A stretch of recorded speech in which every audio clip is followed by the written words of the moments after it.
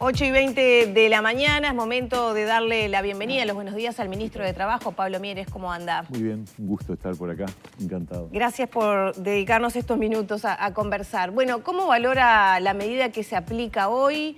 Veíamos, ¿no?, que ya es notorio en la ciudad la medida dispuesta por el PIT-CNT en el marco de la discusión de la reforma de la seguridad social. Yo siempre digo, empiezo por decir lo mismo, que me parece que es de orden, que es que está dentro, obviamente, de las medidas que cualquier movimiento social toma en un Estado de Derecho, en un Estado democrático, para protestar, para movilizarse. Por lo tanto, es una medida totalmente legítima. Obviamente no comparto el contenido, es decir, la propuesta que hace el PIT-CNT en contra del proyecto de reforma. Yo creo que es equivocada. Yo creo que la reforma de la seguridad social es necesaria y que la que estamos proponiéndole hoy al Parlamento, digamos, logra dos grandes objetivos que para nosotros son fundamentales, o tres. El primero, la sostenibilidad fiscal. Es un problema que tenemos, que el déficit en materia de jubilaciones y pensiones viene siendo cada vez más ascendente y hay que evitar que esa trayectoria continúe. Por lo tanto, hay que reformar el sistema, cosa que yo creo que nadie en el sistema político duda. En todo caso, el tema es que no hemos tenido, lamentablemente, otra propuesta alternativa de parte de la oposición que se ha opuesto a esto, pero que no nos ha planteado cuál es la alternativa. En segundo lugar, es de equidad. Cuando uno analiza los resultados, lo que va a encontrar es que las jubilaciones más bajas van a mejorar. Y eso, con el análisis de... ¿Por qué? Porque se crea un suplemento solidario que no existe hoy y que hace que para las jubilaciones del 50% para abajo tengan mejores prestaciones cuando esté en vigencia el nuevo régimen que en el actual. Y finalmente es integral, en el sentido de que busca la convergencia de todos los regímenes. Yo ahí uso una frase de Saldain que me parece que es muy buena, que dice: hoy en día cada peso que pone un uruguayo para su jubilación vale diferente según en qué caja lo ponga. Y eso no está bueno, es injusto. Entonces, ir a una convergencia gradual, reconociendo las especificidades de cada caja, manteniendo la identidad de las cajas, pero con reglas de juego similares, es de un criterio de justicia. Entonces, por todas esas razones, yo no comparto que hoy haya, digamos, una protesta contra una norma que, la verdad, nosotros creemos que es necesaria y que va en la dirección de la equidad y de la justicia. En estas últimas horas, y ya desde hace un tiempo, lo digo ahora porque ha hablado Marcelo Audal en representación de la Central Sindical, destaca que tanto el representante de los empresarios como el de los trabajadores como el de los jubilados en el Banco de Previsión Social están en contra de esta reforma y entienden que no se ha realizado ese diálogo amplio entre las diferentes personas involucradas en este asunto, que son las empresas, son los trabajadores, son los jubilados. Sí. Bueno, si hay algo que no se puede decir es que no ha habido diálogo. Todo lo contrario, nunca hubo un proceso tan participativo de debate sobre la reforma de la seguridad social como en este caso. ¿Cómo se explica que los tres órdenes estén en contra? Lo quiero explicar porque me parece que es muy importante. La comisión de expertos incorporó en su integración, cuando empezó a funcionar en noviembre del 20, a representantes del PIT-CNT, de las cámaras empresariales, del movimiento de jubilados y de todos los partidos políticos. 3 de ellos integrantes del Frente Amplio, de la oposición. Trabajaron un año entero discutiendo primero el diagnóstico, luego las recomendaciones. Y después se dijo que no se había recogido nada de lo que habían aportado, ¿no? Perdón, sigo. Recibieron 80 delegaciones de todo tipo, hasta una comisión barrial. El que quería iba y hablaba, o sea, participación mucha más que en el famoso diálogo de la seguridad social que generó el Frente Amplio, creo que en el 2008 o algo así. Mucho más diálogo. ¿Qué es lo que no pasó? Lo que no pasó es que hubiera coincidencias, pero yo voy a preguntar, nunca hubo un documento alternativo, nunca, ni del Frente Amplio. Dice el PIT-CNT. Bueno, lo tengo muy claro. El PIT-CNT no presentó una propuesta. Cuando dicen... Pero mire, para hacer válida esta discusión, tienen que presentar un proyecto alternativo, porque no es fácil hacer un proyecto de la seguridad social. Bueno, puedo estar en contra y no tener un proyecto alternativo, puedo tener líneas alternativas. Ustedes saben cómo termina la publicidad del PIT-CNT en cada spot que han hecho, por supuesto, muchos. Otra reforma es posible. Y yo les pregunto, ¿cuál es? ¿Cuál es la reforma alternativa? Porque otra reforma es posible implica una concepción. Porque oponerse a algo es un bollo. Sobre todo cuando se trata de un tema...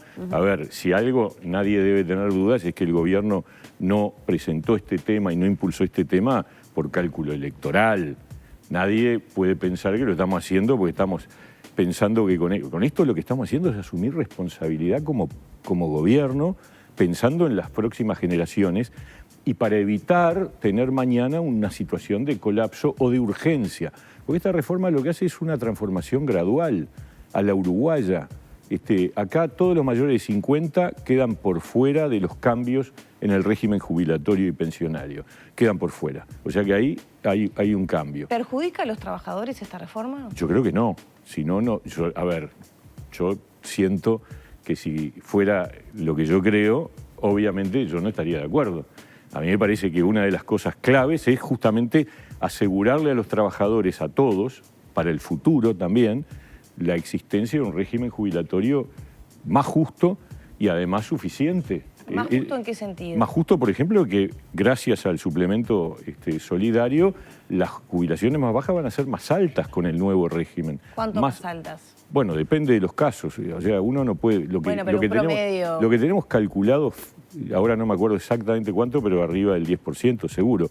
Pero lo que tenemos calculado es que la comparación entre la jubilación de hoy a los 60 para el 50% de las jubilaciones más bajas con la jubilación a los 65 cuando esté funcionando el sistema van a ser más altas.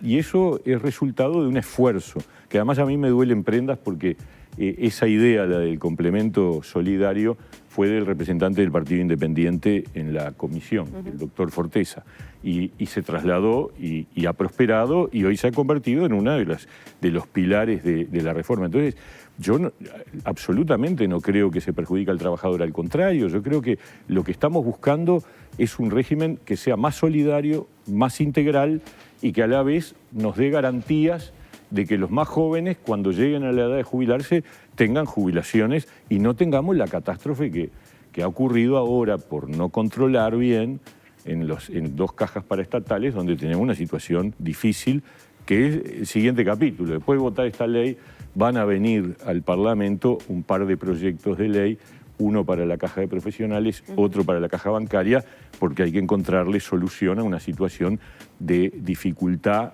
inminente. Inminente quiero decir grave, pero tranquilos a todos los que participan de las 2 cajas, que va a haber una solución y que se le va a dar viabilidad porque el gobierno se hace cargo, ¿no? Mieres, ¿cómo le explica a los trabajadores que se van a jubilar con el nuevo régimen que la modificación de lo que es la actualidad, que toma los mejores 10 años, pasando a los 25, no le va a generar una pérdida en los ingresos, teniendo en cuenta que cuando uno empieza a trabajar, que esto lo hemos comentado en distintas oportunidades, trabajar 5 años más, ¿no? Además trabajando 5 años más y que uno cuando empieza a trabajar generalmente tiene un sueldo bastante más bajo que si uno prorratea, ¿no? Actualmente son los 20, se corre a 25 y el cálculo que se ha hecho es que implica una reducción de lo que significa el cálculo jubilatorio, pero que se compensa en el caso de las más bajas sobradamente por el complemento solidario y en el caso de las que están más arriba por el hecho de que se ahorra a nivel de la cuenta individual más tiempo, porque esas personas van a jubilarse más tarde, a los 65, que por otra parte eso es ineludible. O sea, el tema de extender la edad de jubilación es un tema inevitable. Es decir, las características demográficas del Uruguay llevan a que nosotros vivamos cada vez más, por suerte. ¿Y por eso tenemos que trabajar más? ¿O tenemos que disfrutar más? No, nosotros, bárbaro, que disfrutemos más, pero no, tenemos que tener porque también con es qué el disfrutar. otro punto porque ese es el polémico, tema. ¿no? El tema es que para disfrutar tenés que tener con qué disfrutar. Y el tema es que cuando una persona va a vivir 10 años más y a partir de cierta edad, que es la misma que tenemos desde 1922.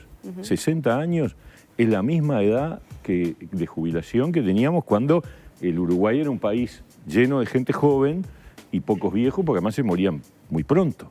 De repente, yo no me acuerdo ahora de memoria cuál era la expectativa de vida hace un siglo, pero seguramente eran 60 y pocos años. O sea que jubilarte a los 60 era prácticamente no tener jubilación. Ahora, jubilarte a los 60 es para mucha gente tener casi 30 años de cobro de jubilación. Entonces, de hecho, muchos han postergado su edad de jubilación y de hecho el promedio de las jubilaciones es 63. O sea, hay gente que prolonga su estadía laboral por distintas circunstancias, entre otras porque llegamos mejor a edades mayores. Entonces, correr a los 65... También la diferencia entre lo que uno percibe de salario y jubilación marca una diferencia, ¿no? Sin duda. La gente, claro, sin duda. aplaza jubilarse por esa razón. Eso siempre ha sido así y es así en todas partes del mundo, ¿no? ¿Verdad? Si no, sería imposible realmente mantener un sistema jubilatorio con niveles de jubilaciones equivalentes a los de la actividad. Es absolutamente no ocurre. Se procesaron algunos cambios que me gustaría repasarlos, pero antes quería hacerle la pregunta siguiente. ¿Qué pasa con los rubros más esforzados físicamente? Estas últimas horas acá en Arriba Gente tuvimos a Tomasina de la Cátedra de Salud Ocupacional de Facultad de Medicina y mencionaba que efectivamente había inequidad en estos cambios para algunos rubros muy concretos, ¿no? Bueno, a ver. Que llevan un desgaste físico superior a estar, por ejemplo, en una oficina. Sí, los puestos de trabajo son muy variados, hay algunos que son más exigentes y más penosos, dicen, o difíciles para la contingencia física, otros son más exigentes desde el punto de vista mental, hay mucha variedad, pero es verdad que no son todos iguales y de hecho existe en el sistema de seguridad social actual una comisión de bonificaciones que es la que estudia los planteos de distintos sectores de actividad a efectos de establecer si debe existir un cómputo de años de trabajo diferencial. O sea, que por ahí podría haber otra modificación eso va a quedar. No, la comisión de bonificaciones no se toca. Creo que eso es muy importante. ¿Qué quiere decir? Que, por ejemplo, la bonificación que tienen los docentes, la bonificación que tiene la pesca, la bonificación que tienen algunas actividades vinculadas a los frigoríficos, esas cosas están y obviamente seguirá habiendo nuevas propuestas, nuevos análisis, nuevos estudios. Ahí hay una comisión, eso está vigente por las normas actuales, donde participa el Ministerio de Salud Pública, participa el Ministerio de Trabajo, participan distintos actores del ámbito gubernamental especializados y toman definiciones. Eso no se toca, por lo tanto esa puerta está abierta y va a seguir abierta. Lo que se creó, o mejor dicho, se va a crear si esta ley se aprueba, es la jubilación anticipada y que se otorga para dos sectores de actividad, para la construcción y para el sector rural. En los dos casos, obviamente, para los puestos de trabajo que efectivamente tienen un desgaste físico. Ustedes se imaginan que no es lo mismo una persona que trabaja en el área contable de una empresa de construcción que el que está arriba de los andamios. Entonces estamos hablando de eso. ¿El trabajo doméstico podría integrarse a esas categorías? Porque también se habla de una inequidad de género, ¿no? El trabajo doméstico, que dicho sea de paso, aprovecho, porque la verdad que hay que destacarlo, y esto es una construcción de hace años, o sea, no de este gobierno, sino de antes. El trabajo doméstico en Uruguay ha tenido un cambio. El otro día me tocó participar en un evento internacional de OIT, donde los distintos representantes de distintos partidos explicábamos cuál era la regulación jurídica en nuestros países, y Uruguay está recontra despegado. Y es mérito de la administración anterior, que empujó la formalización del trabajo doméstico. En este momento el Uruguay tiene un 60% de formalidad en el sector doméstico, que es muy difícil de alcanzar. En general los países tienen una alta... ¿Se está buscando alguna contemplación especial o algún cambio en el proyecto? No está planteado que haya bonificación por ahora. Ya digo, la comisión de bonificaciones es técnica, o sea, yo no puedo opinar porque en realidad los que tienen que opinar son los que saben de estos asuntos. Si hubiera un planteo, seguramente se va a analizar, seguramente se va a estudiar y se verá si corresponde o no las bonificaciones, como ha ocurrido con otros casos y como va a seguir ocurriendo. pero no está hoy incluido a texto expreso. Sí hemos tenido algunas señales. Por ejemplo, nosotros incorporamos como normativa permanente en el caso del servicio doméstico que en los casos de pluriempleo, ustedes saben que cuando una persona tiene más de un empleo y va al seguro de paro por uno de ellos, para pagarle el subsidio por desempleo se le descuenta lo que sigue ganando en el otro. Con lo cual, en el caso del servicio doméstico, que es muy frecuente que haya pluriempleo, si se le manda seguro de paro por un trabajo, no se le descuenta lo que cobran los otros. Este es un régimen absolutamente excepcional que introdujimos ahora porque nos pareció que era de orden, de justicia. Se trata de un sector particularmente sumergido en términos de ingresos, que también, digo, en estos años los acuerdos salariales han determinado que no haya habido hasta ahora ninguna caída del poder adquisitivo del salario. O sea, se han mantenido los acuerdos en línea con la inflación, lo cual es una cosa positiva también. Pero ciertamente hay que analizar siempre, porque la vida laboral va cambiando, porque los desafíos son muy diversos y obviamente hay que contemplar la heterogeneidad. Ministro, ¿qué pasa con el régimen de pensiones? Sobre todo, es una de las críticas que se realiza tanto desde la oposición como desde la central sindical y la mayoría de los sindicatos.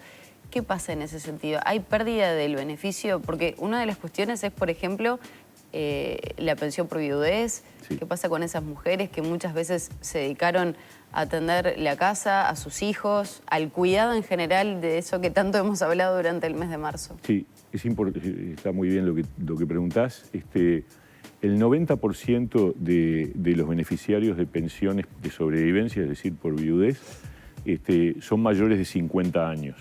Esos no cambian en la normativa que está en estudio, pero hay un planteamiento de bajar la edad, o sea, a partir de 50 años la pensión es vitalicia. O sea que el beneficiario tiene 50 años, la pensión es vitalicia. Y está en evaluación, yo diría con alta chance, es una de las cosas que anunciamos ayer, de flexibilizarlo más y reducirlo a 40, con lo cual estaríamos en el régimen actual prácticamente. O sea que en materia de acceso a la pensión por sobrevivencia estaríamos... ¿Se mantienen los mismos niveles, lo que cobra la persona, o se reduce un poco? Bueno, lo que estamos haciendo también, hoy ustedes saben que hay topes diferentes según topes de ingresos para acceder a una pensión de sobrevivencia muy diferentes entre hombres y mujeres. Lo que va a haber es, a partir de que se apruebe la ley, en 10 años se van a ir equiparando, es decir, va a ir aumentando el tope de los hombres y bajando el tope de las mujeres para quedar en una lógica de equivalencia que es razonable. De todas maneras, es un tope alto, o sea, eso no significa que vaya a recortarse la cantidad de personas que acceden. Lo otro que también está entre los cambios que estamos estudiando es reducir los años de matrimonio requeridos para acceder a la pensión de sobrevivencia. Es probable que estemos en 2 años o algo así. Lo que se quiso evitar cuando se incorporó esta propuesta es algunas trampitas que hay en el tema de lo que se llama el matrimonio in extremis, que es que se casa al final de la vida una persona que ya está... para obtener el beneficio. Para obtener el beneficio. Entonces, que exista un plazo es razonable, porque es la prueba de que existía efectivamente la convivencia. Incluso se nos planteó por parte de algunos legisladores, y nos parece de recibo, que se puedan combinar años de matrimonio con años de concubinato, porque los años el concubinato y el matrimonio hoy tienen una equiparación en los hechos en la legislación y por lo tanto no parece razonable que haya diferenciaciones en cuanto a esos dos regímenes. Otro de los temas que generaba... Entonces, cambio en pensiones va a haber de estos dos tipos, sí. Otro de los cambios que se anunció ayer fue aumentar las garantías para las inversiones de las AFAPs en el exterior, sí, que era un tema bien polémico, lo planteaba Cabildo Abierto. ¿Qué cambios en ese sentido va a haber? O sea, ¿qué quiere decir que va a haber más garantías? Sí, ciertamente había una preocupación planteada de que... De hecho, lo primero que hay que decir es que las AFAPs ya tienen un pequeño componente de su cartera que pueden colocarlo en el exterior en virtud de leyes del gobierno anterior o del otro, no me acuerdo si fue en el periodo anterior o en el otro. Pero ahora lo que se plantea es dar más posibilidades de inversión en el exterior por una razón muy sencilla, porque el mercado bursátil de inversiones del Uruguay es chico y en la medida que los fondos se van generalizando, hay necesidad de darles más posibilidades que en definitiva va en rédito de los beneficiarios, porque esas cosas lo que hacen es generar más rendimientos para lo que después son las rentas vitalicias que se cobran cuando la persona se jubila.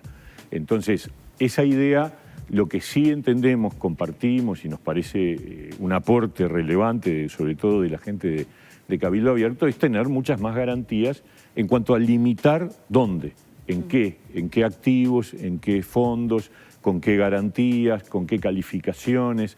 Entonces, por ahí va a ir la propuesta de modificación. ¿Entiende que se puede postergar la discusión? ¿Estaba prevista para el 29? A ver, yo creo que llegamos bien, porque ayer hubo, entre anteayer, que hubo una reunión con los diputados de la coalición, y ayer que hubo una muy buena, la verdad, fue muy buena. Estamos a 6 días del 29. El 31 es el plazo máximo que tiene, estamos a una semana y media. Hay ya un avance muy claro en cuanto a qué cosas se modificarían. Pero el 29 efectivamente llegaría el documento desde el Ejecutivo. Quizás antes. Quizás antes porque tenemos que cerrar lo que decía el diputado Valdomir, que escuché recién, es que nosotros no dimos los contenidos concretos porque todavía no se redactaron los artículos, pero los anuncios se hicieron y son los que recién estábamos mencionando y algunos más, y van a llegar. Y la verdad, hay que decir también, la bancada del Frente Amplio, en varios de sus integrantes, reconoció que las cosas que se habían anunciado iban en una línea positiva. O sea, que esas cosas ayudan. Así que yo creo que llegamos a que, bueno, es la comisión, es el Parlamento el que decide sus plazos, ¿no? ¿Verdad? Yo no puedo imponerle nada al Parlamento, pero ahora me pongo el sombrero de la coalición. La coalición está alineada en el sentido de hacer todo el esfuerzo para que en la comisión se vote antes del 31. ¿Cabildo también? Cabildo ha estado trabajando bien, no digo que tenga... Que esté a favor porque había pedido prórroga para dentro de meses. Pero bueno, eso ya no está arriba de la mesa, sí hay algunos días, bueno, puede haber algunos días. De hecho, el 31 se votaría en comisión, luego debe ir al plenario. ¿Le quedó algún cambio en el tintero que a usted le gustaría plasmar en este proyecto? Y probablemente siempre quedan cosas que uno piensa que podrían ser mejores, pero yo, la verdad, estos cambios que se están planteando a nivel pensionario me parece que son cosas muy positivas y que completan, digamos, un esquema, un escenario, una propuesta que además... la vida, o sea, el cambio es un cambio sobre todo para los menores de 50. O sea que tenemos también tiempo por delante luego para hacer ajustes, porque estas cosas nunca son perfectas, pero en algún momento tenés que bajar el martillo y decir, bueno, vamos para adelante y después vemos si hay que seguir ajustando, ¿no? Muchas gracias. No, encantado, un gusto. Seguiremos conversando de estos temas sin lugar a dudas. 8 de la mañana, 44 minutos. Cerramos por aquí la entrevista con el ministro de Trabajo y Seguridad Social.